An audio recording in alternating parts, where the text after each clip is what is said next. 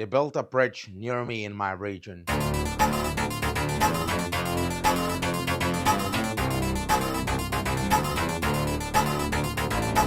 Actually, it's a bridge in Navarra that measures 150 meters in length and 7 meters in height. It cost 6.1 million euros, which translated into US dollars is 6.8 million US dollars approximately.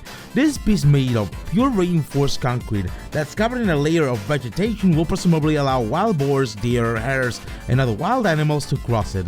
The nearby town residents became so proud of it that they even vandalized it. But let's be real, this is not just a bridge, this in reality is an eco-duct, and it was built with the goal of allowing wildlife to cross the highway that separates Aralar from the Urbasa Hills.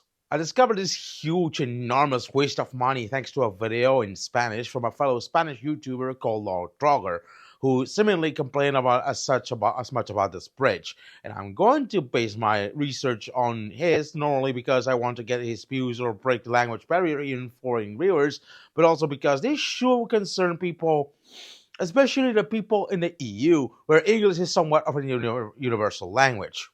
And of course, like Drogger does, I need to complain about something close to home for once, because this sort of self-employed nature of being a content creator gives me the right to complain about these sorts of things and be an expert on. So, okay, what's this bridge, or rather eco-duct, all about? According to a press release on the Navarra.es portal, this eco-duct will have a significant effect on the section of the highway, reducing animal mortality. It's also worth noting that in the last 20 years, more than 150 animals were killed, found in this highway between Irurzun and Altsatsu. And this at first sounds like a cool idea on paper. Nobody wants to see animals or wildlife hurt or being killed. Hell, well, maybe there are some exceptions. But even myself, I care about animals. I pet every dog I find anywhere. So I, like anyone else, I'm a sucker for animal and wildlife safety. This is a slightly gold pitch, but does this bridge really save animals around that area? Because this all sounds great and all, until you start doing the math.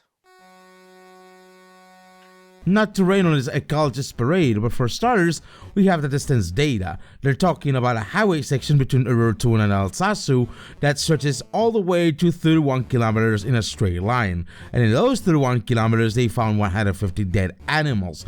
Not last year, not in the last 5 years, not in the last decade, but in the last 20 years. And you're basically telling me that a $6.8 million bridge made of pure reinforced concrete, 45 meters wide, will solve that problem over this 31-kilometer stretch? Not to be a downer or anything, but wildlife usually doesn't get this smart to know this very specific location enough to safely cross the highway, now does it? When you start talking to the local townsfolk, and believe me, Lord Trogger himself tried, they will take you for crazy. They will say, oh, the project's fine, it's going to help the wildlife, and besides, don't worry, that money didn't come from taxes. That $6.8 million bridge of pure reinforced concrete, 150 meters long and 7 meters tall, was paid with money from Europe. And this, ladies and gentlemen, in-betweens, is the fun part. The moment people start to think that money grows from trees, and that the European Union is particularly a tree. So continuing with Lord Trogger's research, we found that this bridge initiative was financed with funds from the EU's Next Generation Initiative funds. Next generation? What could it mean?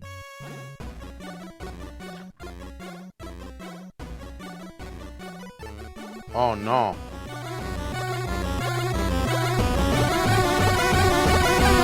En relación a los fondos europeos, anunciarles que las obras del ecoducto de Txarri-Aranaz y de la restauración cultural del señorío de Bertiz comenzarán en 2023 con un presupuesto de 6,4 millones de euros. 6,1 millones de euros.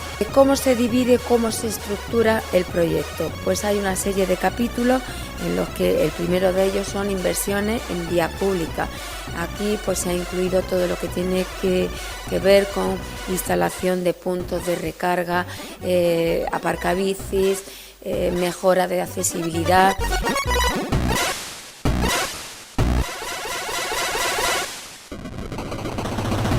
And And thus we find a bunch of national projects in recent years that are equally funded with magic money called the Next Generation Funds. My studio in San Sebastian even has several of those, which mainly focus on renovating streets, implementing electrical buses on the public transit, implementing electric bikes, or even changing up the bus departure signs at bus stops. Useful stuff. But where does that money really come from, and how are there so many nothing burger initiatives being funded with this money? For that, we have to come back to the COVID-19 pandemic again. In May 2020, Ursula von der Leyen, President of the European Commission, announced a pretty historical recovery package to address the economic and social crisis caused by the COVID-19 pandemic. The lockdowns completely destroyed small businesses, shops, and establishments, which most of them had to close. The year ended with almost 1 million employees in furlough, and the European Commission needed a plan to revive the economies of its member states. The Next Generation funds are a total of 750 billion euros, estimated to be over 835 billion US dollars, to be distributed among the 27 members of the European Union. And those billions didn't actually fall from a tree. To get that money, the European Commission issued what are called NGEU bonds, sometimes also referred to as green bonds. In pretty financial terms, these bonds are like IOUs, which means the EU Commission is issuing debt that it promises to pay off in the coming years or decades. Of course, these are more than just IOUs, as these bonds are rated AAA, which are considered the highest credit rating that can be awarded by agencies like Standard & Poor's. Risk of these bonds are usually minimal, which attracts investors who decide to buy these bonds. And the last scandal involving these agencies was when they rated AAA bonds and CDOs backed by mortgages that were actually subprime, or rather garbage, which resulted in the housing bubble of the 2008 financial crisis. So that's where the money to build that $6.8 million bridge made of pure rainforest concrete 150 meters long and 7 meters tall for wild boars, deer, hares, and other native animals to cross comes from. A gigantic amount of debt. But unlike the 2008 housing bubble, this situation is different. In this case, there's no risk because who the hell could imagine the EU not paying its debt? After all, if it needs more money, it can always issue more debt. Money printer go brrr. In fact, the Next Generation funds had their first bonds issued and are set to be repaid in 15 years.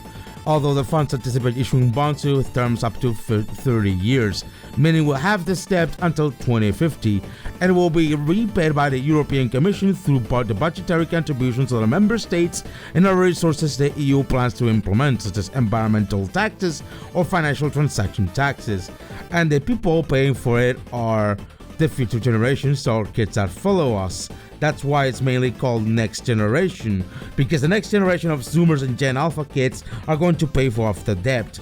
So these projects like the bridge here or the many street renovations are being definitely paid with future taxpayer money. But more important is that we have a pact with the Next Generation that we say, yes, we have to raise money now and invest it, but we will invest it in the European priorities that are so important for you.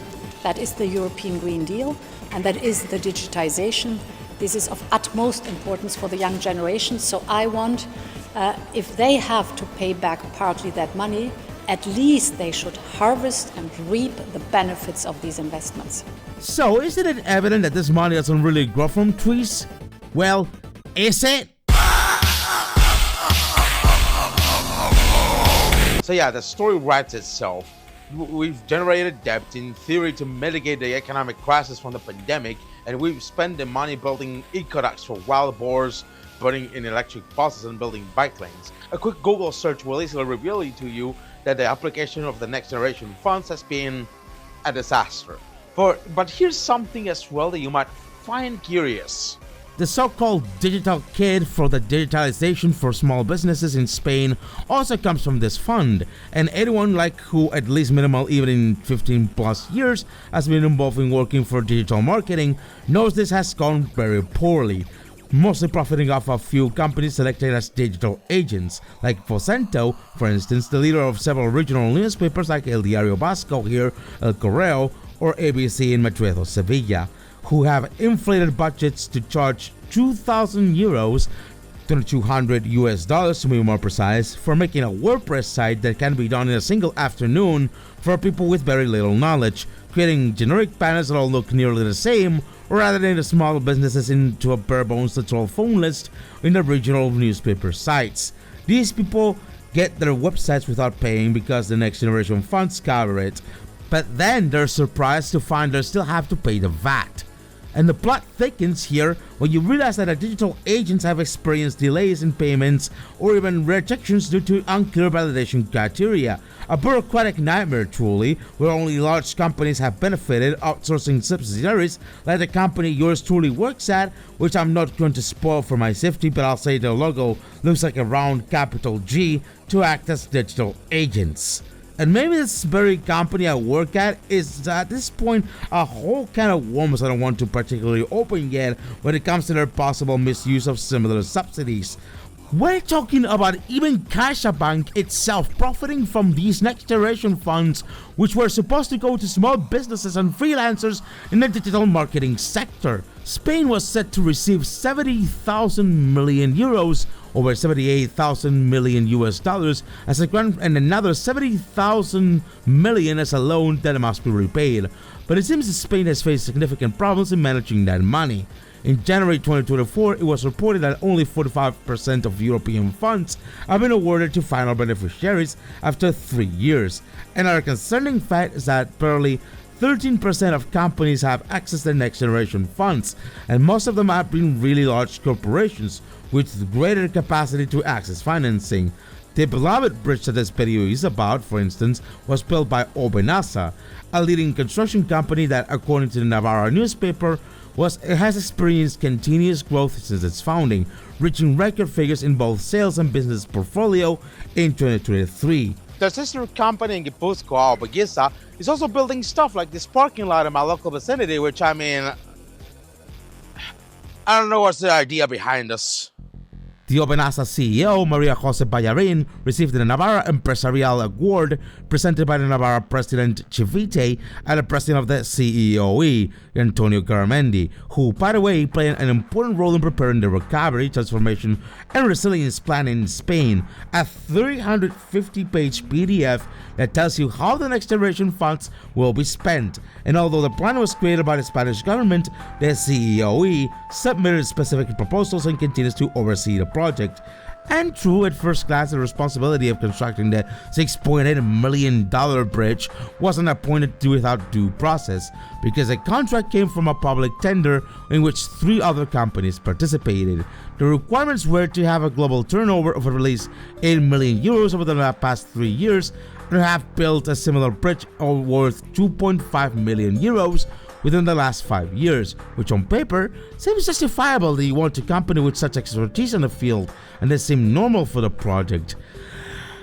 But you have to consider that this is one of the most obvious glaring signs that the next generation funds have gone mostly to large companies with over 250 employees, and there's still a gigantic gap between European and non-European subsidies. But especially we have to consider this big giant question.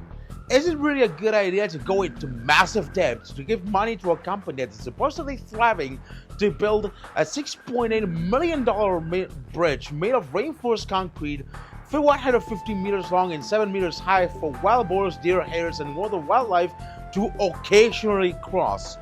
Is it really a good idea for the country's economic recovery? Is it? Is it? No! In May 2023, Monica Holmeyer, chair of the European Parliament's Budgetary Control Committee, said the following. I was asking in Spain, for example, for the real spending of the money. Then we received the message, okay, the government has received now, meanwhile, more than 40 billion, and most of the money was spent in the area, was given meanwhile to the regions.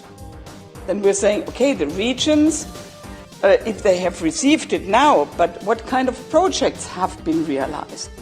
How much money has been spent? I asked, the last time I asked for 3 weeks ago, till now I didn't receive an exact figure.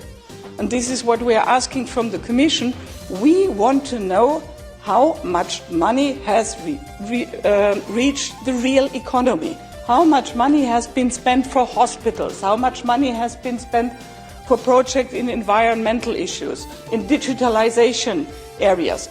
We want to see the real figures. And worse, this is just the beginning. On September 9, 2024, the so-called Draghi report was presented, in which Mario Draghi, former president of the European Central Bank, warned that Europe is essentially heading for bankruptcy. We lost competitiveness compared to China and the United States, and if Europe doesn't make a radical change, it risks jeopardizing its social model and welfare by the year 2050, which is obviously not a good sign, especially for those working class folks like us. In 2002, the GDP of the US was only 17% higher than that of the European Union, and we were well ahead of Mr. Tanky Xi Jinping himself in China. However, now in this situation, not only China has surpassed us in GDP, but the gap between us and the US has grown from 17% to a worrisome 30%, which was double of what it was before. Although we don't really need Draghi to tell us this or nor to talk about this confusing data, rents are getting unsustainably closer to eat up a full wage salary. Surveys show that 63.7% of the youth believe they won't have a pension here, and 52.9% think they won't own a home. To make matters worse even, private companies are paying less and less, and those few people with decent salaries are civil servants whose wages don't reflect productive value. So, you should have studied to be a civil servant, asshole. Anyone will think that people like Juan Roy here are basically robbing us, but we can't deny the reality. The Draghi report focuses on two things: energy that's too expensive, which is eroding companies' competitiveness, and low productivity stemming from underinvestment in technology and innovation. So the proposed solution for this, aside of cooling it down on regulations supposedly hindering technological innovation, is an aid fund of 800 billion euros, or 886 billion US dollars, financed of course in a similar fashion, half coming from private investment and the other half from going into joint debt, issuing way more AAA rated European Union bonds. This already smells like horribly bad, because now on top of the next generation funds, how in the bloody freaking hell are they going to handle it on such a larger scale? If things are already looking pretty grim in Europe in general, how will our economy be affected if that debt is mismanaged? Or will this injection of money impact inflation? And are we facing potential tax hikes to repay this debt? I don't care who the IRS sends, I am not paying taxes. Meanwhile, we have our President Pedro Sanchez here, who's not just speaking a bunch of nonsense in the Congress, and oh no, he's gonna play the game of PR speak, and he's playing on nightmare mode. Este año tengo que decir que la economía no va como una moto, ¿no? Si me permiten el énfasis, la economía española va como un cohete. Ayer mismo la Comisión Europea volvió a revisar al alza su previsión de crecimiento para la economía española en el año 2024 hasta el 2,1%, es decir, 3 veces más que la media de la eurozona. Y España va a seguir siendo el país que más crezca de toda la zona euro, tanto en el año 2024 como en el año 2025. Y creo que esto es muy importante reivindicarlo, porque son datos espectaculares de una España que avanza en la buena dirección frente a las profecías, a los bulos fracasados de una oposición apocalíptica y también desnortada, tanto en la lectura de los resultados electorales en Cataluña como también de profecías que no se cumplen en todos los ámbitos, singularmente en el económico y en el empleo. Yeah, it's just that the economy rocket ship has to launch. My mother is very proud. This man has the gall to say that with the logo of the European funds behind him, the screen in green behind him, and the phrase, "The economy is running like a rocket." Meanwhile, the UNED has launched a postgraduate program on the management of the European funds programs and projects, and the University of Madrid has also introduced a sort of master's degree for experts in managing European recovery funds. Look, he's literally standing under a tree. You just need to reach out and get your share. Now, whether the tree is planted on fertile soil or a barren wasteland is another problem, and I like to say it's more likely to be a barren wasteland made of quicksand that will swallow you at any moment. So all I'm saying is, good luck everyone, so you don't end up under a bridge.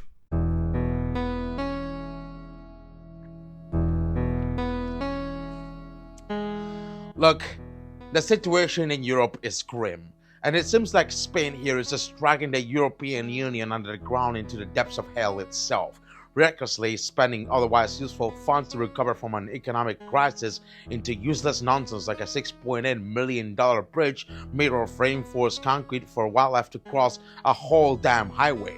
The Spanish dilemma isn't anything new, nor is it exclusive to Pedro Sanchez and the Socialist Party here. It's a common pattern of problems exhibited by nearly all political parties in this matter in this very country. The two mainline political parties, especially like the People's Party or the Socialist Party, have a long list of corruption scandals, and God knows where the next generation funds are being spent if we're going to be so intransparent with our spendings. To put it like my psychologist once said, Spain is a country of rogues, and not the cool kind of rogues from fantasy fiction or media, but the rogues that are assholes and are going to use any chance to rob you dry and betray you. Historically speaking, Spain has been this way. Like I said, this is a concern that should arrive to the ears and eyes of the people in the European Union in general, and even the international community as a whole, because if no one does anything important about it, well, consequences for the working class people on the bottom are going to be catastrophic. And the situation is pretty dark already in the Western world in general, so the signs are pointing in that direction. Lord Droger, for the sake of it, me as well, have uncovered a whole money laundering scheme rabbit hole by just pointing how a silly reinforced concrete bridge in Navarra is a clear sign out of many of how Spain operates within the EU economy in general. And to understand the root problem of the situation, or part of it, and to be able to sort out this said problem, we have to look at where the root problem is geographically located. We've been dealing, especially in Spain, with political parasites like these for decades, and it seems to be a problem that transcends ideology or class. It is a problem that regards a whole parallel dimension of terror versus the people who are completely outside of that dimension. A fellow Spanish comic artist by the name of Alex Saló previously stated this in his Euro Nightmare comic book and its YouTube trailer, and the issue we have at hand here is that we have to disassemble this sort of corrupt political and economic powers that is dragging us into the abyss. This is one of the main reasons why I don't vote in any election unless they hold me at gunpoint. And I mean, why would they? It's a democracy after all, but I see a lot of political parties have the same type of parasites every time, no matter how ideologically aligned. And if you were to ask me about what we do with such a bunker system, I'd say,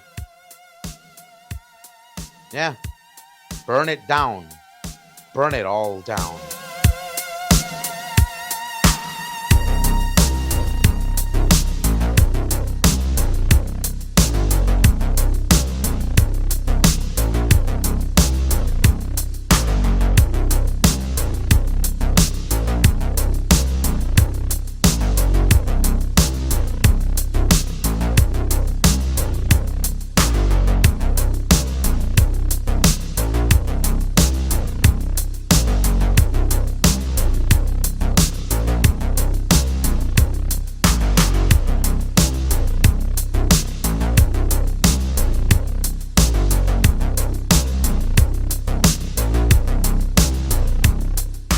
Hey, hello.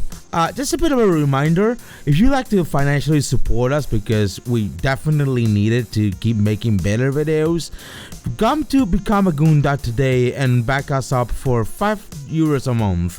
That's just about it. Thank you very much for watching this video, and I'll probably see you in the next one, where I'll probably just cover a better, less local, interesting topic.